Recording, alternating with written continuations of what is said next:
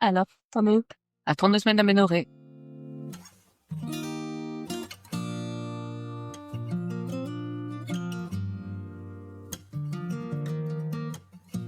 La dernière fois, on avait parlé des préparations à l'accouchement Mhm.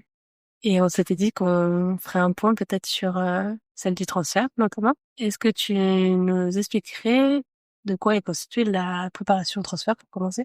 Je vais parler évidemment de la maison de naissance dans laquelle je fais mon suivi. Donc potentiellement, elle va être différente selon les maisons de naissance, selon les sages-femmes aussi et selon les périodes. Comme j'avais dit la dernière fois, comment ça fonctionne à Noumaya, c'est vraiment qu'est-ce que vous projetez déjà dans le transfert en tant que parent couple.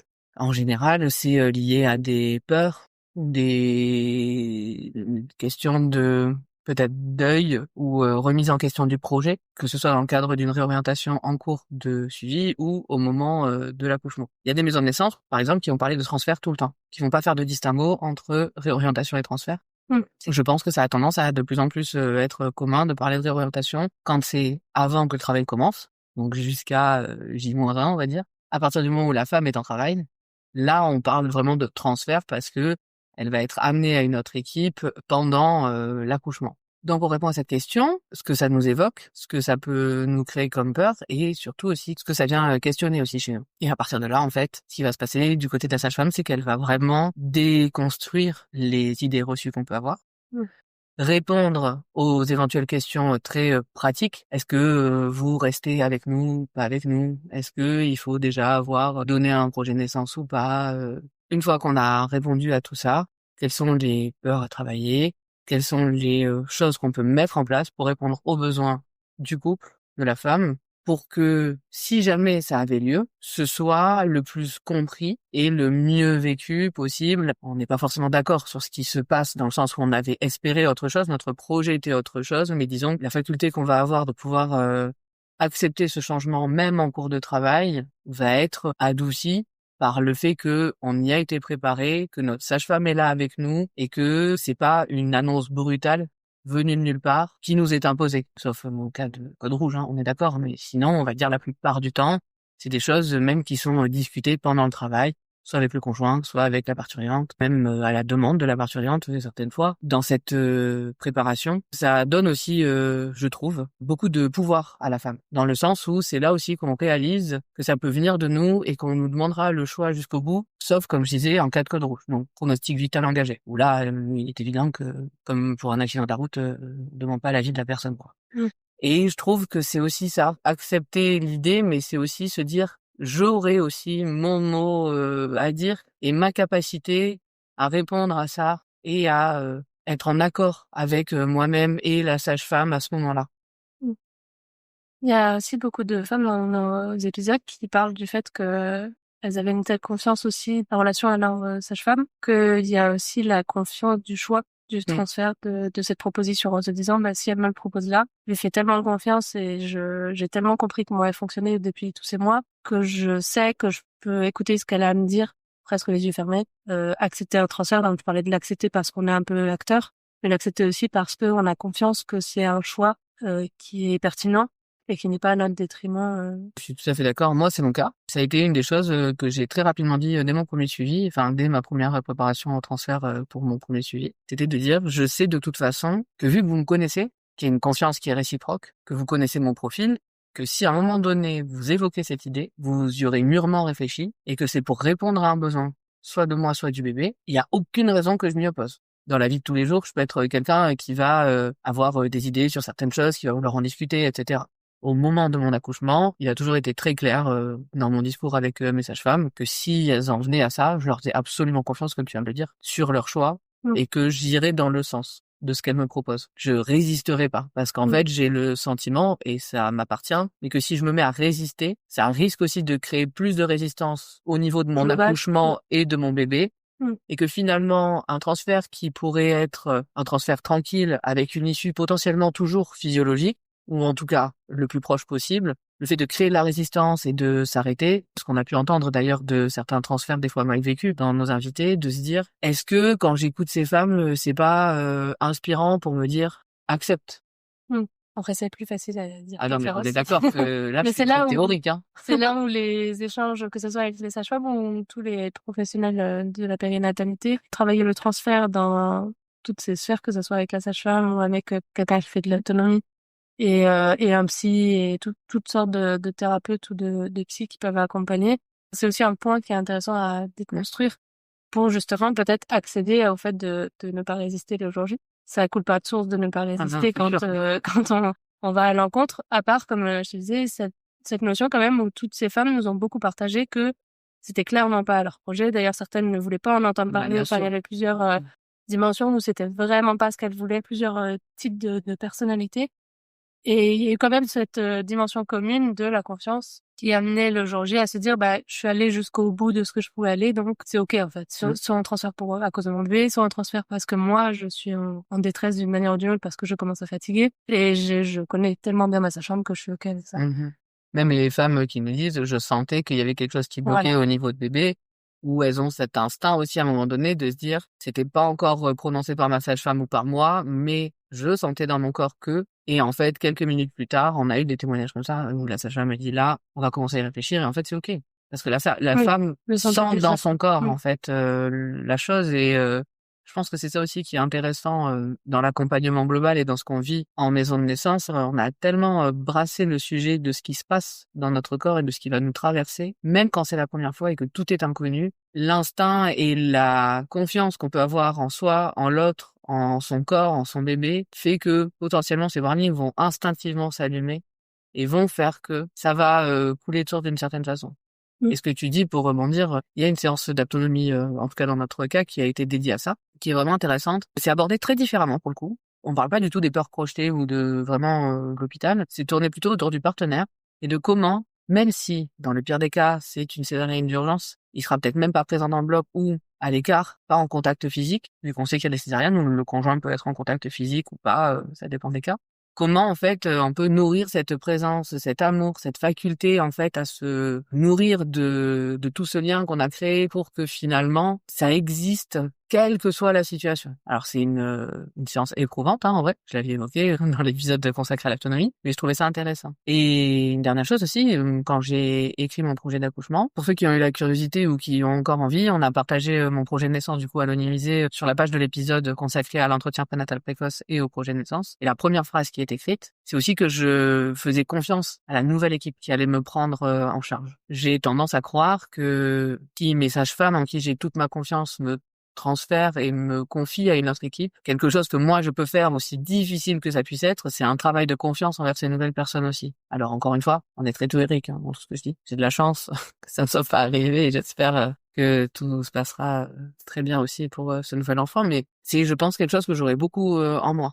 En fait, en tout cas, à chaque fois qu'on évoque le transfert, c'est quelque chose que j'essaie de nourrir, de me dire, ça sera OK aussi avec ces gens, même si c'est pas mon projet, même si c'est pas mon envie. D'une certaine façon, ils sont pas là pour me nuire. Et d'une certaine façon, ils sont partenaires. Et donc, pour essayer d'avoir un minimum de résistance possible, travailler là-dessus. Mais encore une fois, comme je dis, c'est facile à dire et je pense que plus justement on va en parler avec différents professionnels de santé, plus ça peut un peu aider à ça. Mais c'est pas instinctif. C'est clairement pas instinctif. Ça, gros sujet, hein, le transfert. Après, il y a une dimension que je trouve intéressante aussi dans le transfert, qu'on nous a beaucoup dit du côté des sages-femmes, c'est qu'en fait, beaucoup de transferts ne se font pas en urgence aussi. Oui. Et je trouve que ça a tendance aussi à démystifier aussi certaines choses sur, quand on dit transfert, on imagine brancard, vite, code rouge, enfin ouais, et tout le monde se dépêche. Alors, il y a des cas certainement comme ça, mais c'est pas la plupart des transferts. Ça correspond à même pas 1%, hein, Ouais, transfert à l'école je rouge. crois aussi. Alors, je me souviens pas mais je sais que c'est très, très peu. Ouais. Parfois même, la femme peut même y aller en marchant. Ça Oui, arrive c'est ça. quand c'est par exemple dû à une fatigue et a besoin de péridurale. Elle peut y aller tranquillement en marchant et donc ça prépare aussi doucement à ce changement de lieu, ce changement d'équipe. Et ce que j'ai trouvé intéressant aussi, je sais pas si les sages-femmes le font consciemment, c'est le fait de commencer à instaurer quelque chose avant de l'annoncer. Oui. Il y a quelque chose qui se dépose doucement où la femme commence à sentir que les sages-femmes sont en train de parler de quelque chose, que c'est peut-être le transfert.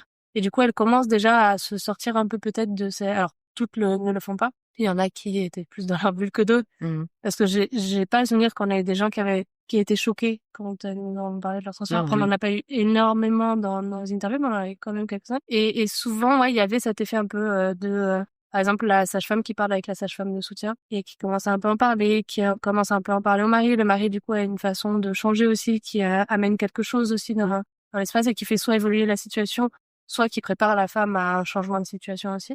Pour dire en tout cas que le transfert, de manière professionnelle et par les actes, amené parfois beaucoup plus doucement que ce qu'on imagine, quoi, beaucoup plus naturellement. Enfin, les transitions sont plus douces que ce qu'on peut imaginer du transfert qui pèse lourd rien que dans le mot, quoi.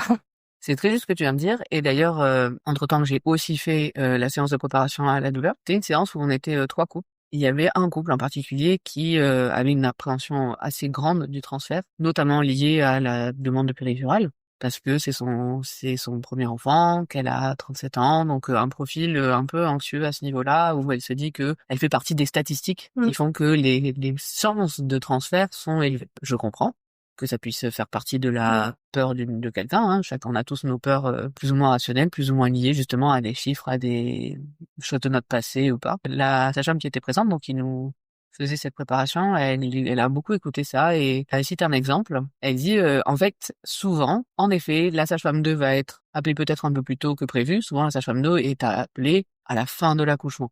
Dans le cas d'un doute de transfert ou d'un besoin d'avoir un autre avis professionnel, elle va peut-être appeler sa collègue un peu plus tôt pour prendre du recul, pour se reposer, parce que ça peut être lié à un accouchement long, ce genre de choses. Et donc, il y a des situations où elle disait, il y a aussi la possibilité d'en parler aussi au conjoint à l'extérieur. Et dit, ça peut avoir 2 effets. Soit, en effet, comme tu viens de le dire, ça va induire quelque chose au niveau du conjoint. Et en fait, dans son énergie, il y a quelque chose qui va changer, comme du côté de la sage-femme. Et donc, en fait, la femme va commencer inconsciemment à ressentir quelque chose de différent. Soit, ça peut aussi faire switcher le conjoint dans un autre mode. Finalement, ça va donner accès à la femme à ses dernières ressources pour que, quand c'est vraiment le bout du bout, ça se termine en fait en quelques minutes, en quelques poussées. C'est intéressant aussi d'entendre ça parce que ça fait relativiser, comme tu dis, à la fois sur ta capacité à pouvoir accepter le transfert, parce que beaucoup de transferts se font, comme tu dis, en marchant, accompagné bras dessus bras dessous avec ta sage-femme, avec ton conjoint. Des fois, il y a certaines de nos invités qui ont dit j'étais en faux deuil parce que c'était plus confortable pour moi vu que j'étais fatiguée ou douloureuse, mais c'était pas comme tu dis en mode ben bon le truc. On arrive à ça. C'est vraiment des situations très extrêmes hein, quand il y a le brancard et tout. Éventuellement juste parce que la patiente elle va dire je suis fatiguée, j'ai besoin d'être au repos quoi. Ou parce que la tête du bébé est trop basse et on peut plus marcher aussi.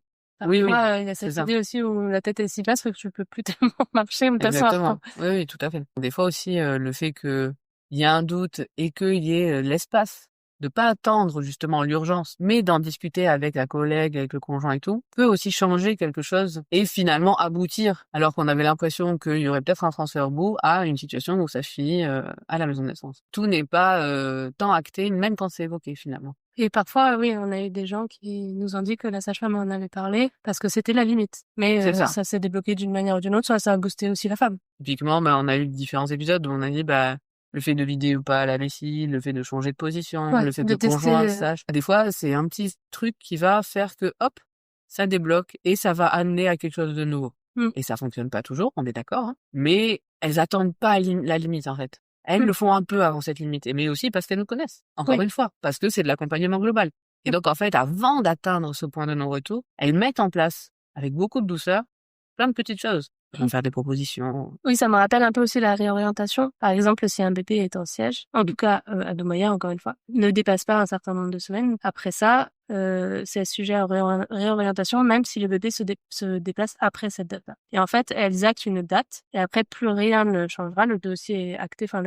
Et on peut avoir ce sentiment d'injustice, mais en réalité, moi, j'en avais parlé avec une sage-femme qui m'avait dit, en fait, c'est important aussi d'envisager que tu reconstruises un nouveau projet et que tu sois bien dans ce nouveau projet, en fait. Et il te faut ce temps parce que ça va aller vite. Et donc, il faut que tu puisses avoir le temps de reprendre tes marques, en fait, de reprendre tes marques et d'être à l'aise avec cette nouvelle dimension. C'est pour ça qu'on fait pas des va-et-vient. C'est pour ça que on le fait assez tôt aussi. Alors, on admet quand même qu'à 37 semaines, il devient trop gros aussi pour se retourner. Donc, il y a statistiquement, peu de chances qu'il se retourne.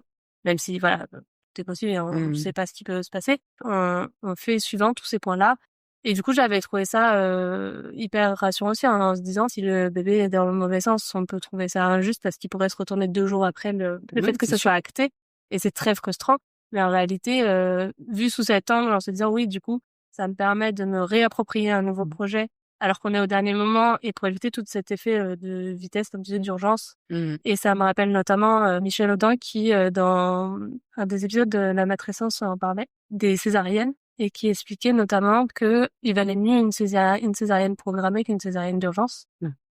Puisque la césarienne programmée permet de s'approprier le projet. Alors, il le disait mieux que moi, je réinterprète ses propos, il faudrait les réécouter, on pourra le mettre en description de l'épisode. Et il disait que c'était une façon aussi de moins casser l'ocytocine aussi, puisque en urgence, de fait, on sécrète moins d'ocytocine. Alors que quand elle est programmée, bon, bah, on est acté sur je rencontre mon bébé aujourd'hui, enfin, des choses finalement plus positives.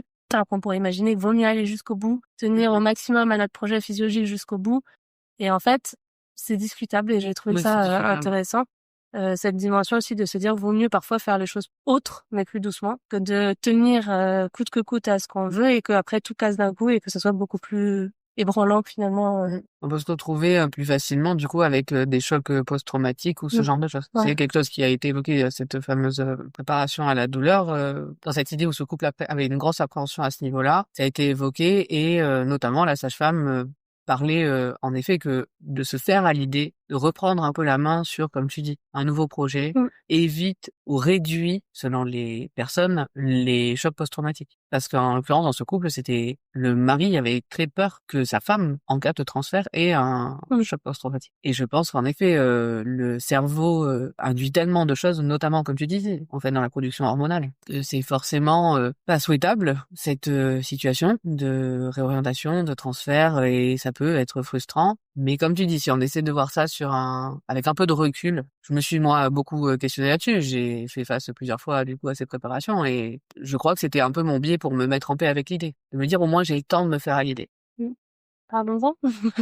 Est-ce que tu nous raconterais la première fois qu'on t'a parlé du transfert, la première fois que tu as fait face à cette idée dans ta première grossesse?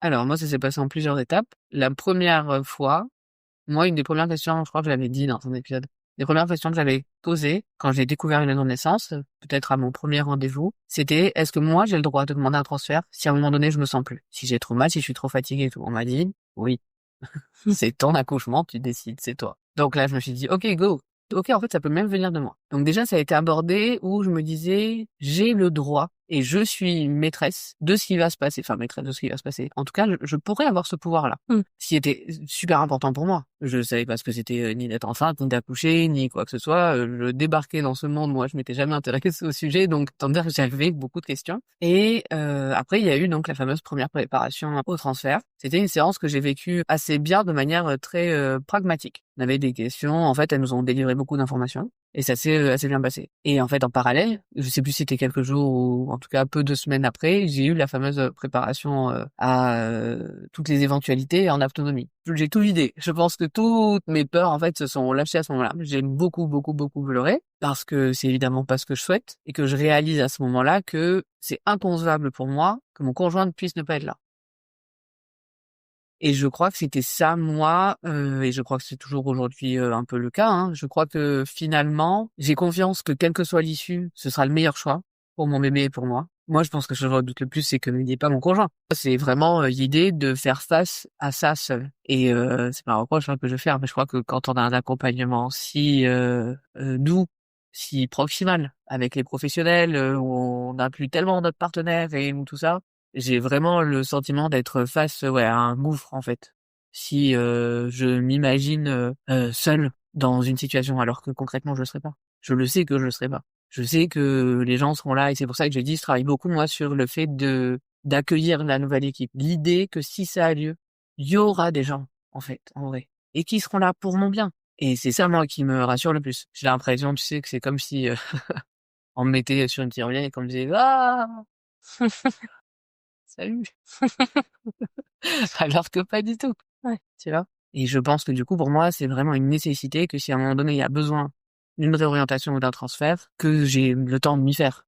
Comme tu dis, en fait. Que c'est super important, en tout cas pour des patientes qui ont mon profil, que le cerveau se fasse à l'idée et se rende compte que c'est bon. Il y a des gens autour de toi. Tu pas catapulté, tu vois, au milieu de l'océan. Et du coup, la première fois, tu as accouché plutôt que le Longines, donc pas forcément avec un stress sur la question de la réorientation, du transfert. Et la deuxième fois, ça a été plutôt l'inverse. Est-ce que cette fois-ci, tu t'es posé des questions autour de, déjà la réorientation, puisque quand on commence à dépasser le terme, c'est ce qui se joue. Mm. Et est-ce que le transfert a pris plus de place la deuxième fois ou pas forcément? Alors, comme tu viens de le dire, moi, déjà, j'ai eu l'effet de surprise pour ma première parce que j'ai accouché 16 jours plus tôt. En plus, j'ai accouché assez rapidement, une fois arrivé à la maison de naissance, etc. Et en fait, je pense que j'ai de la chance parce que ça m'a nourri de confiance. Mm. En fait, ça m'a nourri de confiance de me dire, bah, en fait, j'en suis capable. Ça dure pas éternellement. Ça s'est bien passé. Et même si c'était un peu plus tôt, mon corps est capable, mon bébé était capable. Il n'y a pas de raison que j'y arrive pas une seconde fois. Après, chaque bébé est unique, chaque grossesse est unique. Mais forcément, quand ça s'est bien passé une fois, t'as tendance à souhaiter que ça se repasse bien. J'arrive du coup au terme et en effet, je me dis, est-ce que je vais être transférée ou pas ou réorientée du fait de ça? Je peux pas dire que ça a été vraiment un stress. D'ailleurs, t'étais là à mon écho de contrôle et je me sentais pas stressée, plus fatiguée en fait, de me dire c'est un peu ennuyeux. Le monito se passe, tout va bien. Je discute avec la sage-femme, elle me dit bah j'appelle à côté pour faire l'écho de contrôle. On va te parler d'un déclenchement. Fais-toi une idée. En fait, elle prépare à ça aussi. T'es dit attention, on va te parler de ci, de ça. Est-ce que t'es OK ou pas? Et elle te rappelle tes droits aussi. Et ça, j'ai trouvé ça hyper important. Tant qu'en fait le pronostic vital n'est pas engagé, ils ont légalement pas le droit de te contraindre en fait. En tout cas, dans ma situation à ce moment-là. On est d'accord que chaque situation Mm. est à évaluer. Donc du coup, je suis vachement rassuré quand j'y vais. Et elle me touche et elle connaît mon corps. Elle m'a fait de grossesse avec moi. Et en fait, tu vas en confiance à cet écho du coup. Parce qu'elle t'a fait ressentir des choses dans ton corps jusqu'à la dernière minute. Elle t'a prévenu de ce qui allait être abordé ou pas, de ce qui allait peut-être proposé. Si déjà à ton monito, il y a quelque chose qui est suspect, s'il y a le moindre doute ou quoi, il y a quelque chose qui se joue en fait déjà là. Tu vois, quand tu te disais, on prépare la femme. J'ai pas eu de stress d'une certaine façon. Oui. En plus, c'était jour férié. On rentre dans l'hôpital, il y avait pas un chat. Mm. C'est vrai.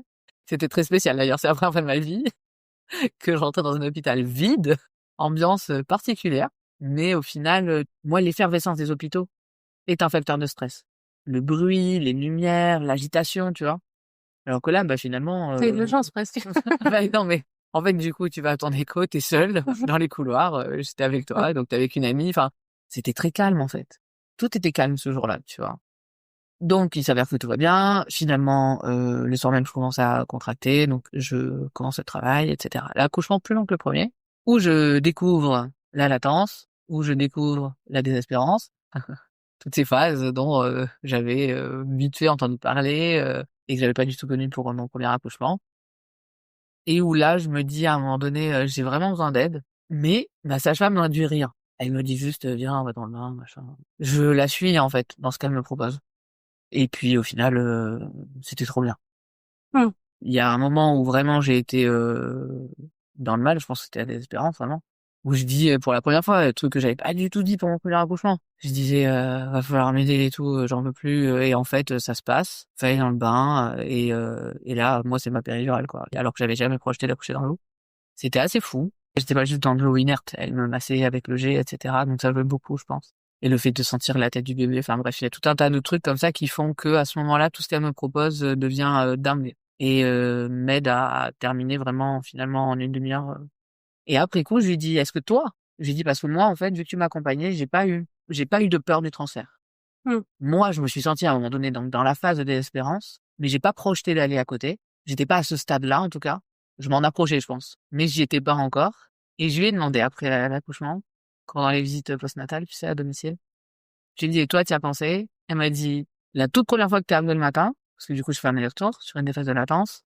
Elle me dit, je me suis dit que t'étais venu beaucoup plus tôt que la première fois. Et puis elle dit, en fait, quand t'es revenu plusieurs heures plus tard, et que j'ai refait un toucher vaginal, elle dit, j'ai vu que ça avait avancé. C'était pas fou, je pensais que t'étais beaucoup dans ta tête. Bref, on débriefera de ça une autre fois. Elle m'a dit, vu que ça avançait, je savais que t'allais y arriver. Elle me dit, à partir de ce moment-là, quand j'ai fait ce deuxième toucher, je me suis plus posé la question de si t'allais être transféré ou pas, quitte à ce que ce soit plus long ou qu'il faille t'accompagner. Et je trouvais ça intéressant, en fait, de lui poser la question parce que je lui dis, mais regarde, à ce moment-là, j'étais en galère, et puis, du coup, il s'est passé ci, il s'est passé ça. Il me dit, oui, mais c'est avancé. Mm. Et il y avait aucun signal, quand j'écoutais le cœur du bébé ou que je te voyais, elle dit, c'était normal. Mm. Elle dit, pour toi, vu le premier accouchement que t'avais eu, ça pouvait. te questionner. Elle dit, mais moi, je savais que ça allait se terminer dans quelques heures, en fait. Et donc, avec tout ça, aujourd'hui, et avec tout ce qu'on a entendu pendant 2 ans d'enregistrement, je sais pas, j'ai tendance à me dire que ça va aller. Et que, comme je disais la dernière fois, en fait, j'ai de la chance d'avoir entendu énormément de témoignages où je me dis, si tout ça peut nourrir ma confiance et le fait que, quoi qu'il se passe, ça sera pour la rencontre avec mon bébé et pour que ça se passe le mieux possible pour elle comme pour moi, bah du coup c'est le principal. Il y a une sage-femme, il y a Marc, qui nous a dit le but de tout ça, c'est pas d'accoucher, c'est de rencontrer son bébé. Et j'avais trouvé ça hyper intéressant et hyper fort. Ouais. Et hyper significatif dans un cas comme ça, où en fait le but de tomber enceinte, le but de suivre une grossesse, à la fin c'est de rencontrer un bébé et de mettre au monde un bébé et pas d'avoir le meilleur accouchement du monde. Ouais, c'est Et, pas et voilà, et je comprends qu'on veuille aller vers ça, sûr. parce que avec tout ce qu'on sait de traumatique potentiellement, c'est normal de ne pas vouloir être traumatisé par son accouchement. Mais je trouve que cette idée a quelque chose aussi de doux et qui peut permettre peut-être de décaler aussi certaines peurs, ou de décaler en tout cas la joie. C'est pas la joie de bien accoucher, c'est la joie d'accueillir un bébé au mieux et au plus respectueux de lui et de moi et de mon conjoint, quoi. Et peu importe du coup le contexte, la situation, l'endroit, l'accouchement, quoi. Ouais.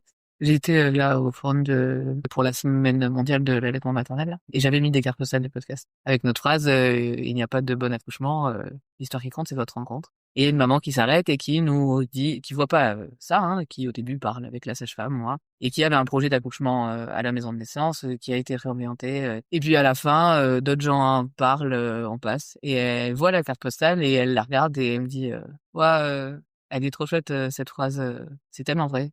Et donc du coup, elle est tellement touchée par cette carte, elle la prend et elle part avec. Et enfin du coup, elle dit au revoir, je me permets d'en prendre une et elle s'en va. Et tu vois, c'est trop touchant parce que je me dis, elle a le sourire, tu vois, quand elle me dit ça, et je me suis dit, waouh, c'est inspirant, tu vois, comme tu dis, il y a quelque chose de doux de se dire, bah c'est ok. Ce qui est important, c'est juste la rencontre et cette nouvelle vie qui apparaît dans les meilleures conditions du monde, quoi. Mmh. Donc j'espère que je serai nourrie de ça dans quelques semaines là. Ouais, la deadline se rapproche. C'est ça. Ouais, sur ces belles paroles, je te Ouais, dis à la prochaine pour à parler bientôt, ouais. de plus en plus du vif du sujet, l'accouchement et la vie de son bébé. Déjà côté 3, hein. Ah oui, il y a peut-être pas à discuter. Allez, on se retrouve la prochaine fois. À Ciao. bientôt, ciao.